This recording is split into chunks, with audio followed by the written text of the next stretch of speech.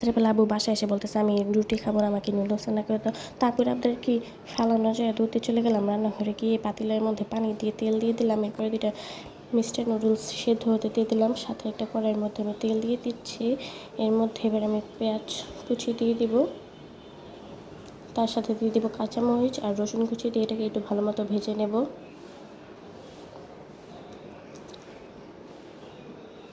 বেশি ভাজলে চলবে না। এরই মধ্যে আমার নুডলসটাও সেদ্ধ হয়ে গিয়েছে।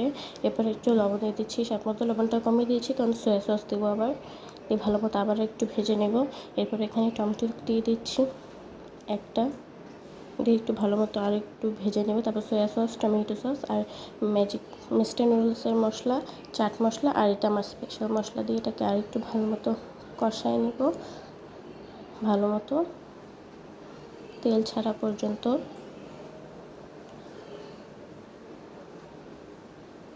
যেই পর্যায়ে দেখতেই পাচ্ছেন তেলটা ছেড়ে দিছে।